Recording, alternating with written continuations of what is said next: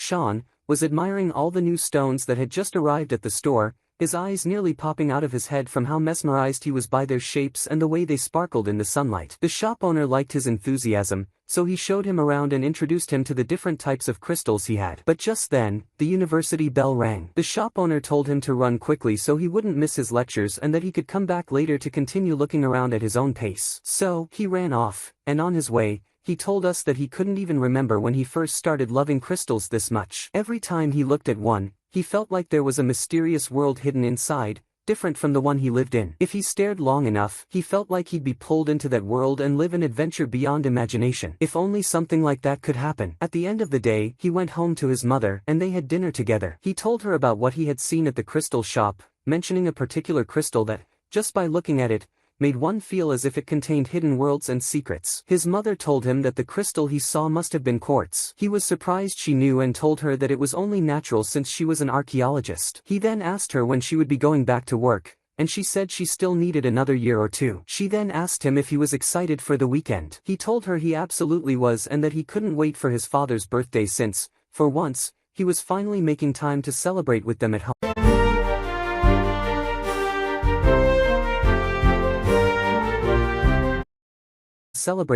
home. He added that no matter what happened or how busy his father was, he would go himself to bring him home. The week passed, and on the day off, he sent his father a message, reminding him about his birthday and telling him they would start the celebration at 7 p.m. so he wouldn't be late like every other time. But when the clock struck 7 o'clock, his father still hadn't arrived and wasn't answering their calls. His mother told him they could start the celebration and eat while waiting for his father to arrive, but he told her that he had promised her he would bring his father back no matter what. So, he got up, left the house, and ran to his father's workplace to bring him home. At that time, his father, Professor Hasinga, was extremely busy with his research and didn't have time to answer his son's calls. But strangely, at that very moment, we saw a boy named Emilio. From his clothing and surroundings, he seemed to be from a different era or world. He was holding a dagger and sneaking into a palace. When he reached the king's chamber, he raised his dagger to strike, only to be caught by the king, who had woken up just in time. Incidentally, the king was also his uncle. The king told him he was a coward for choosing to kill him in his sleep and that if he had any shred of courage left,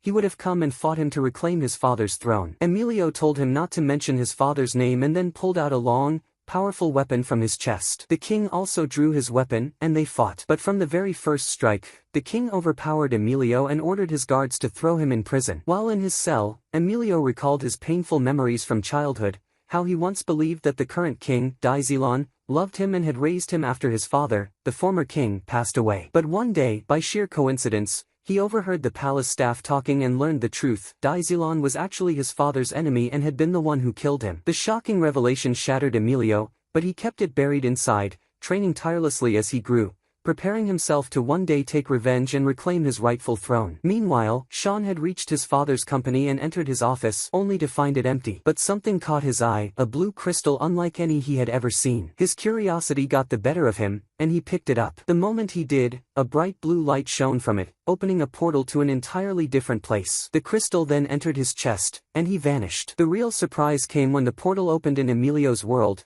and Sean emerged from it, looking around in confusion, not understanding anything. Emilio bombarded him with questions, not leaving him alone for a second, repeatedly asking who he was, how he got there, and whether he was from the surface. But Sean kept telling him that he had no idea and didn't understand anything. Emilio, growing frustrated, told him to hide before the guards found him if he didn't want this to be the end of him. But the guards suddenly appeared, and Sean, terrified, felt like it was all over. Luckily, his fear triggered something inside him, and a weapon materialized from his chest. He instinctively grabbed it and defeated the guards with a single strike, so powerful that it caused the entire place to collapse. The upside was that the prison holding Emilio was also destroyed, so he grabbed Sean, and they escaped. At that moment, Professor Hasinga was in his office, shocked to find that the crystal was missing. His wife called, asking about their son Sean, who was supposed to be with him at the office but still hadn't returned. His father stood there in shock, hoping that what he was thinking hadn't actually happened. Meanwhile, Emilio and Sean continued running from the palace. But then, one of the king's guards appeared. Sean was terrified at the sight of him since he looked more like a beast than a human. But there was no time to be afraid, the two of them had to fight. However, the guard was too strong and managed to knock them into the water. Emilio quickly grabbed Sean and led him into a hidden underground passage. Sean asked him the name of the place they were in, and Emilio told him it was called Andorra. They climbed out of the passage, where a girl immediately ran over to check on Prince Emilio. She anxiously asked him who the person with him was. Emilio told her his name was Sean, and that he was from the surface. At that moment, Sean also started bombarding Emilio with questions, asking how he could be both a prince and a prisoner, what kind of world this was, and insisting that he had to answer all his questions because, without him, he wouldn't have escaped from prison. Emilio, completely fed up, told him that he would have escaped on his own just fine and that if anything, it was because of him that he ended up breaking out of the palace. The two of them started arguing, until the girl stopped them, telling them to cut it out for now. She introduced herself to Sean, saying her name was Alicia and that the small pet with her was called Flareon. After that, Sean tried to find a way to leave, but he couldn't, as even his phone had no signal. At that time, the king was searching for Emilio. He spoke to the guard who had knocked Emilio into the river and his group, ordering them to track down the boy who had helped him escape. Meanwhile, Emilio and Alicia continued on their way, with Sean constantly asking where they were headed,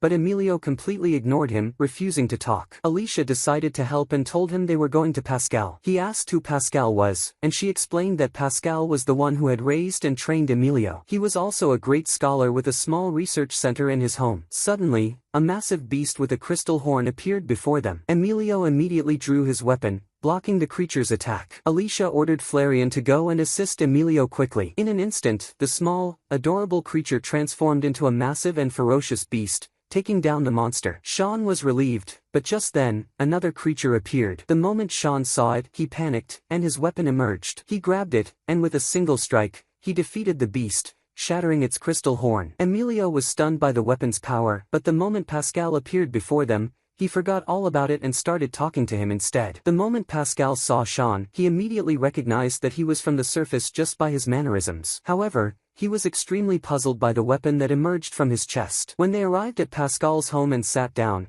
Sean noticed a vast collection of crystals and began examining them, only for Emilio to keep yelling at him not to touch anything. They started arguing again, and Alicia told Pascal that they had been at each other's throats like this since the moment they met. Pascal reassured her not to worry, saying the two of them would become great friends eventually. Later, they all sat down to eat, but Sean found the food unappetizing. The people here ate strange things, but since he was starving, he had no choice but to eat with them. Afterward, he asked Pascal if there was any way he could return to his world. Pascal asked him how he had arrived in the first place. Sean explained, "Do you want to see your house or any other place through satellites outside the Earth?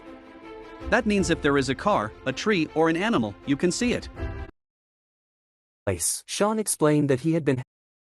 Sean walked ahead, Emilio sped up to get in front of him. So, Sean also sped up, and Alicia was baffled by how childishly they were acting. After that, everyone settled in and took a short rest. But Pascal pulled Emilio aside and asked him how he had met Sean. Emilio told him that when he was in prison, a mysterious portal suddenly appeared, and Sean emerged from it. But through that portal, he caught a glimpse of a strange world he had never seen before. He asked Pascal if what he had seen was the world above the surface. Pascal confirmed that it was. Meanwhile, Sean and Alicia were talking, with Sean saying that their world was incredibly strange. He had never read about it before, but he used to enjoy reading books about the Earth's interior. He added that if his world ever discovered Andorra, it would be a groundbreaking discovery for them. Meanwhile, Emilio and Pascal continued their conversation. Pascal told Emilio that the surface and Andorra must never establish contact with each other. The ancient texts had warned them multiple times about interacting with the surface dwellers. They had to be cautious. However, not too long ago, some people from the surface started coming underground, believing they would find a vast land full of riches they could exploit. In a very short time, Babel was built, making contact with the surface incredibly easy. But then, out of nowhere, it was destroyed. The king had been trying to rebuild it and was in constant communication with the research facility to track its progress. That was why Pascal left the facility. He refused to continue working on the city because he disagreed with the king's vision. He had even altered parts of its design so they wouldn't be able to repair it. But now, he was planning to send Sean back and then destroy it completely to sever all connections for good. He told Emilio that he was willing to help him with whatever he wanted to do. Emilio, confused,